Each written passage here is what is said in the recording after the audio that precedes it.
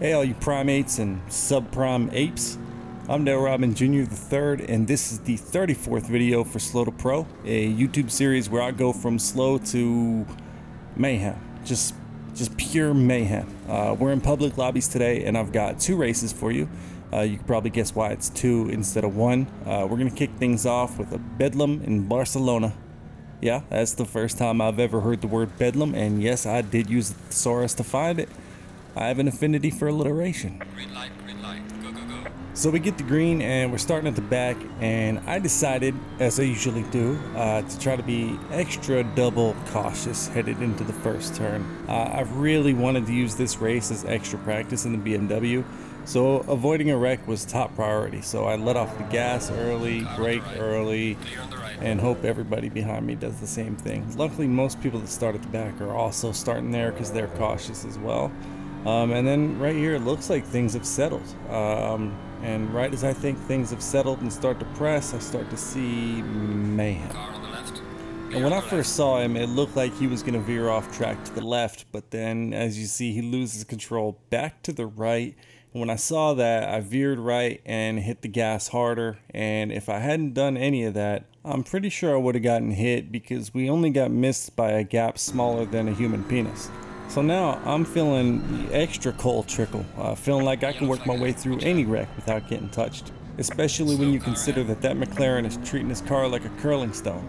It's pretty awesome. So I'm on top of the world right now, forgetting all about Sheila, thinking about this white McLaren on my inside.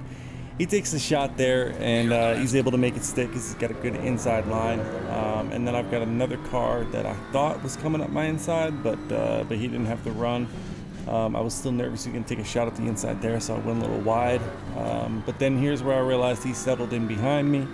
And then as we come through this turn, I saw the McLaren go wide. I saw the BMW behind me touch the curb and go extra wide. And I thought, well, here's my shot. And we just took a shot down the outside, cleared him. I knew he was going to shoot right back up the inside, but I was pretty confident he was going to go wide. And then I got surprised by that.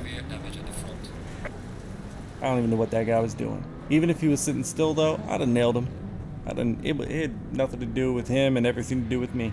So yeah, the race at Barcelona ended up with me finishing in last place, one lap down, since I had to pit to fix my car.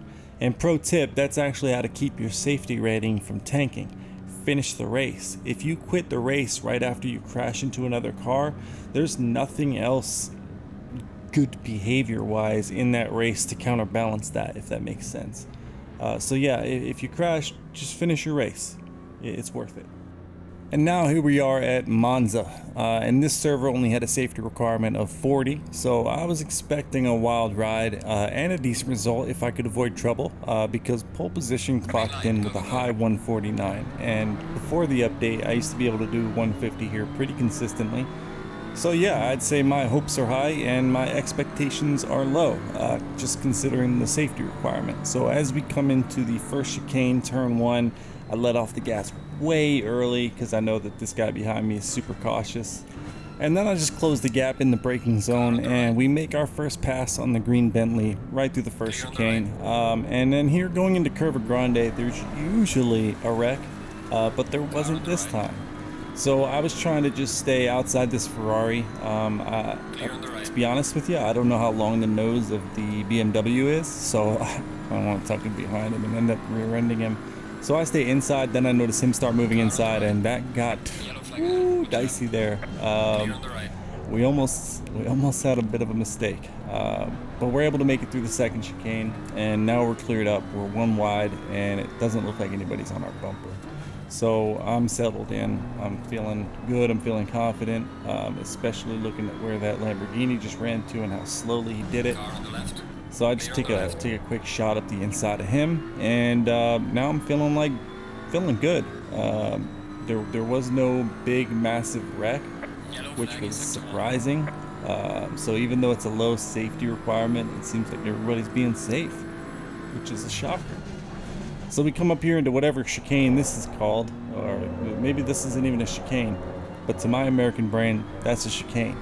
So I saw the McLaren re-enter the track on the left, and I just wanted to follow the BMW around him so I wouldn't get stuck behind him into the braking zone, and it took a little longer than I anticipated. We ended up almost bunched up as 3 going into the braking zone. I come in and I thought I hit that guy. I thought I bumped him. I felt so bad, but then I looked in the replay. I didn't touch him at all. I just happened to lose the front a little bit at the exact same moment that he lost the rear, and I thought it was me that slid out and bumped him, but nope, no contact. So we started in 15th place and we're up to P7 after the first lap, and we're going to close the gap to some more traffic here at turn 1. You're going to notice a Porsche taking the scenic route there, and he's going to decide to rejoin. I mean, it's not the most unsafe thing in the world, but man, it made me nervous when I had to squeeze up around that Bentley there, that I was going to get rear-ended or pit maneuvered, I should say. So as we come into the next chicane, is this a dive bomb? I think it's a dive bomb. I did it. I'm guilty. All right, but I made it stick, so I don't care. And while I try to catch that red McLaren in the distance, do me a favor and consider subscribing to the channel and giving the video a like. It really helps. Thank you. We're at 49, very close to 50. I appreciate you. Back to the action. So we're sitting in P6 at the moment, but by the chicane we'll be in P5. I'm guessing someone ahead of us crashed out. Nonetheless, being this high up in the grid, I start asking myself questions like, do we actually belong here? How long until someone catches us? Should we defend our position or just let them by? And while I'm questioning myself, I didn't even realize I was catching this red McLaren. I was reeling him in. And then a whole new set of questions emerged. Questions that I'm not used to asking. Questions like, how long until I catch this red McLaren? Is he gonna defend his position or just let me by? So I come into this final turn just desperate to hold it together, to not make a mistake. At this point, I'm happy with the result, even if I don't gain another position. Anything more is just a bonus. So I don't want to push it too hard, but at the same time, I don't want this guy to hold me up to the point of losing a position. So down the straight here, I'm trying to get past him, but every time we get out of the draft, it's like hitting a brick wall of air. And as we come into turn 1, I decided to just hold the brakes a little longer and just get back to single file here. I think I could have taken a shot and maybe gotten double wide there, but it was too risky.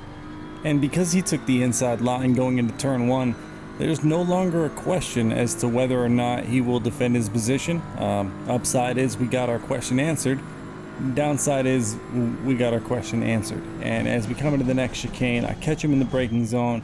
He's going a little slower than I'd like to through this chicane, but it is what it is. We're behind him. I hit the rev limiter in gear 1, gives him a bit of a gap, and if I hadn't done that, I think I might have been able to make this pass stick right here. I had a much better run, but he blocks me. I have to let off the gas because it's too wide there, especially that tight to the inside. Wouldn't have been good. But what is good is to see another car spinning out for a free position. The downside here is that this just became a fight for the podium. So I'm afraid Red is going to be even more defensive, and he is. He takes a majorly inside line here going through the chicane, slows us down so much that someone is now behind me right on my bumper. So we've got a 3-car battle for the podium at the moment, and it's got my heart beating faster than the reproductive rate of rabbits in springtime. In other words, nerves are definitely getting the better of me at this point. I don't want to lose a position, but if we don't get by this red McLaren, we're almost certainly going to. So I make the decision to be reckless while nervous. Go a little too hot in the final turn, car behind follows me. But luckily we're able to all keep it under control, kind of, and here we are going down the straight. And at this point, again, I've decided I'm going for it. I need to get around this McLaren, or this blue guy behind me is going to eat my lunch. So he takes his defensive line, and I decide it's time to send it. Only he doesn't actually make his line and runs a little wide into me, or I cut into him, and someone slams the blue McLaren behind us. After those racing incidents, my pass sticks. And what's great is that during all of that, something horrible must have happened to whoever was in P2, because after that pass, we are now in P2. So yeah, we just ended up holding it together for the rest of the race with minimal mistakes. There was someone who was gearing up to catch me, but he crashed on the final lap, and I was happy about it. Oh my god, yay! Oh my god, P2, yay! Oh my god. So yeah, that's all for today. Thank you for watching Slow to Pro. I'm Dale Rodman Jr. the third. You guys have the kind of day you want to have.